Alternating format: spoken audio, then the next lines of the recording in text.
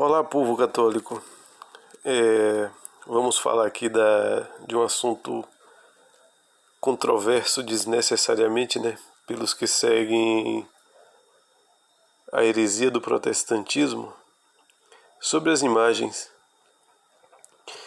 Imagine você quando a gente entra em uma sala ou em um ambiente qualquer, fechado, e logo na entrada a gente vê um desenho de um telefone dentro de um círculo vermelho cortado. Uma placa, o desenho de um celular,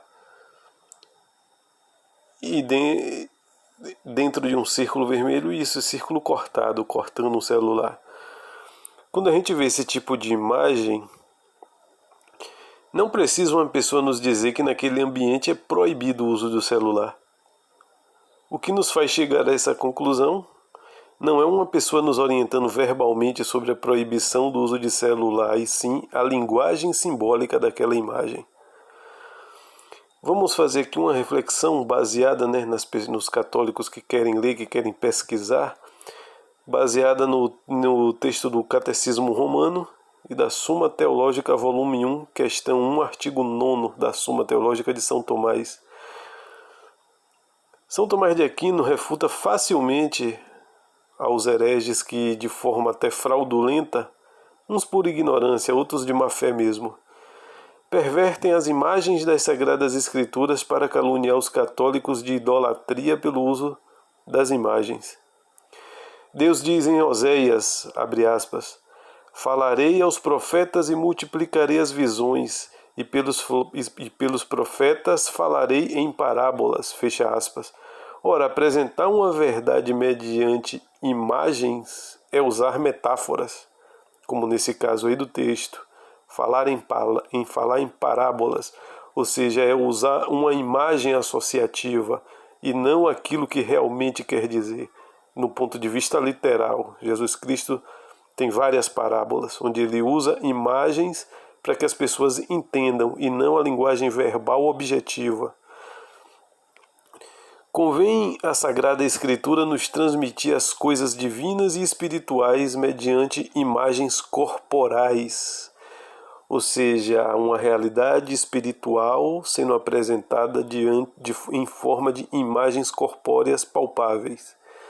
Ora, é natural ao homem elevar-se ao inteligível pelo sensível, porque todo o nosso conhecimento se origina a partir dos sentidos, através de uma realidade sensível, né, no caso a imagem que a gente vê pelos sentidos, a visão, e compreendemos uma verdade inteligível, a fé.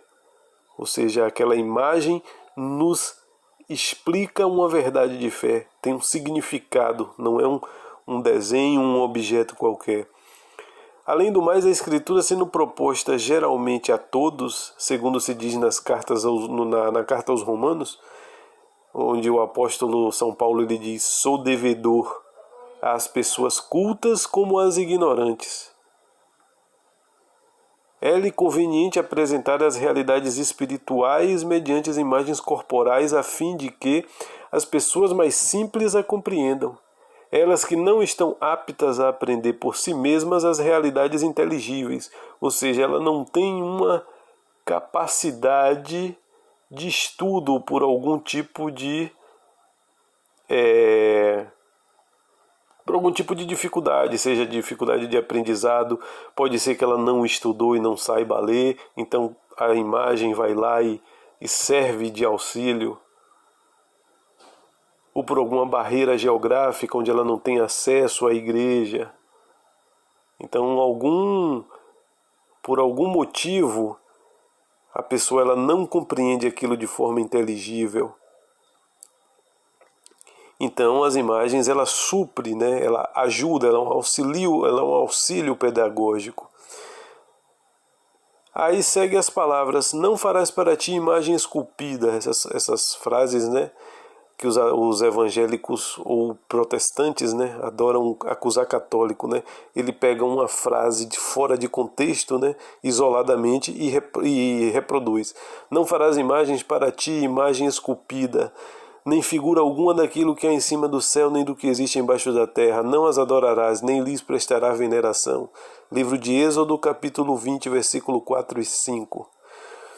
Não devemos julgar que este preceito proíba simplesmente a arte de pintar e esculpir, pois nas Sagradas Escrituras lemos que por ordem de Deus foram feitas imagens de 2 querubins, primeiro livro de Reis, capítulo 6, versículos 23 ao 24, que é a representação simbólica dos 2 guardiões do jardim após a expulsão de Adão e Eva, lá no Gênesis capítulo 3, versículo 24. Ora, o próprio Deus mandou fazer as imagens desses querubins. E da serpente de bronze também, com a utilidade de salvar a quem a olhasse. No livro de Números, capítulo 21, versículo 8 e 9, Deus manda Moisés fazer uma imagem de bronze, e o povo que a olhasse essa imagem ia se curar da peste, do veneno que lhe ameaçava tirar a vida. Proibiram-se imagens para que tais representações, sendo adoradas como se fossem deuses, não prejudicassem o verdadeiro culto que se deve a Deus. Ou seja, se a gente analisar a simbologia das imagens, como eu disse no início aqui do texto, por que a serpente de bronze?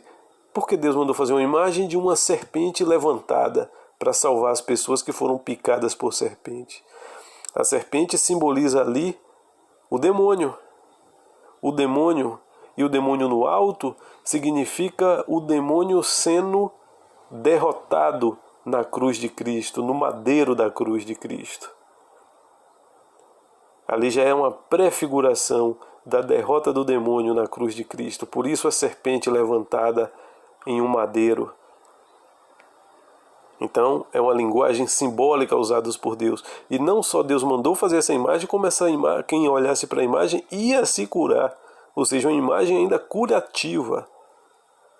O que as Sagradas Escrituras proíbe é o culto idolátrico. Idolatrar significa que aquele objeto por si só é uma divindade. É dizer que aquele objeto é o próprio Deus. Então essas falácias dos protestantes contra o católico é muito fácil de ser rebatida, e infelizmente eu já vi quantos católicos não já abandonaram a fé por engolirem essa enganação vinda dos protestantes. Quantos não abandonaram a Igreja de Cristo, a verdadeira e única fé, fora da qual ninguém se salva, por causa dessas enganações? Olha aí as artimanhas do demônio, usando a Escritura para enganar os próprios católicos. E infelizmente, devido à ignorância dos católicos que vem do próprio clero, que o clero hoje a maioria não tem mais fé, essa é a grande verdade. Os católicos ficaram refém. Eles acham assim aquela coisa ficam impressionados, né? Muitos ficam impressionados ao ver os protestantes fazendo aquelas recitações das Escrituras. Só que nós nos esquecemos que o demônio também tentou Jesus Cristo usando as Escrituras. Quando ele leva Cristo lá para o deserto, o que é que o demônio faz para tentar nosso Senhor no deserto? Usar a palavra das Escrituras. Ou seja, o demônio também tenta usando as Escrituras. E interessante que uma frase que o demônio fala para nosso Senhor, eu ouço também muito sair da boca de certos protestantes. Iniciar uma frase dizendo está escrito. O demônio usava muito essa frase, está escrito. E ali falava um trecho das Escrituras para tentar ludibriar nosso Senhor Jesus Cristo. A Arca da Aliança, por exemplo, é outro exemplo bem nítido de que é permitido o uso de imagens como demonstração das verdades de fé. Vemos em Josué capítulo 3, versículo 3, uma procissão seguindo a imagem da arca. Os sacerdotes carregando na frente e o povo seguindo a imagem da arca, sendo carregada pelos sacerdotes. Olha aí, então seria uma idolatria? Mas por quê? Se é uma imagem, Se não pode imagem, por que Josué fez isso? E Josué era um profeta de Deus. Então é necessário fazer esse discernimento para não cair nessa enganação vinda da heresia protestante. Josué bem nítido, capítulo 3, versículo 3. Quem quiser é só ir lá conferir. A imagem da Arca da Aliança sendo carregada e o povo indo atrás. Ninguém pode ser tão rude para querer que as imagens exprimam a própria natureza da divindade.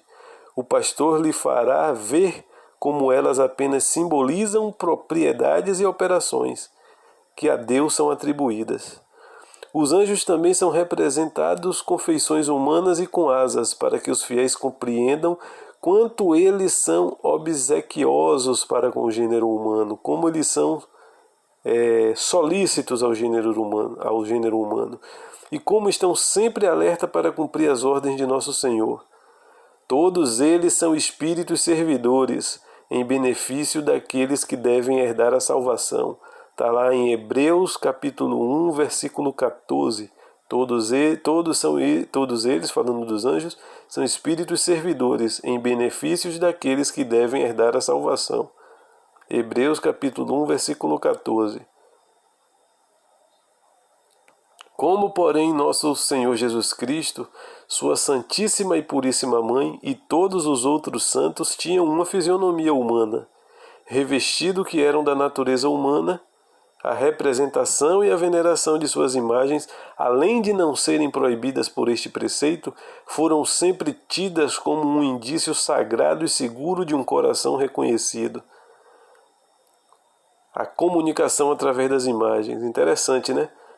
Essas pessoas que dizem, né, que não pode fazer imagem em hipótese nenhuma, né, ela para diante de um sinal vermelho, né?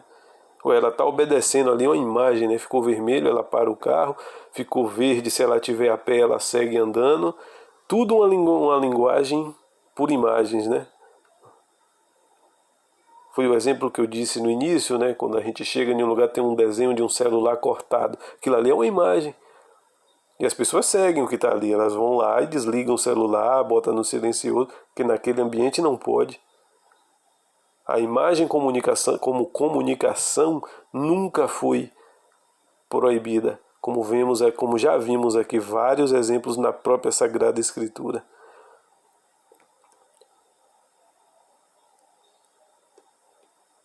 É lícito ter imagens dentro da igreja e prestar-lhe culto e veneração. Por quê? Porque as imagens significam tudo que vem de Deus, os servos de Deus na figura dos santos, os santos anjos de Deus que sempre tiveram em auxílio ao homem. Dirá também que as honras a elas feitas se reportam aos seus representados. Olha aí como o catecismo fala, né? As honras não são para as imagens, as honras se reportam aos seus representados. Mais ainda, aos mais ignorantes que ainda não conhecem a finalidade das imagens, mostrará que são feitas para ilustrar a história de ambos os testamentos, para renovar continuamente a lembrança, a fim de que a consideração dos mistérios divinos se incuta maior fervor em adorar e amar o próprio Deus. A transgressão da idolatria. Agora vamos ver o que de fato é uma idolatria. Quando se presta culto divino a ídolos e imagens.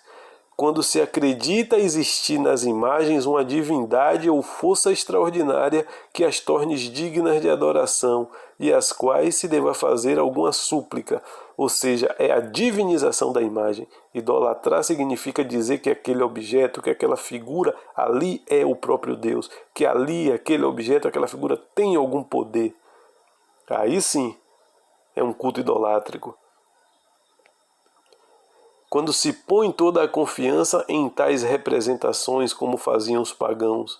Estas são as práticas que os sagrados livros censuram com muita insistência e que as seitas heréticas distorcem o sentido para poder atacar os católicos.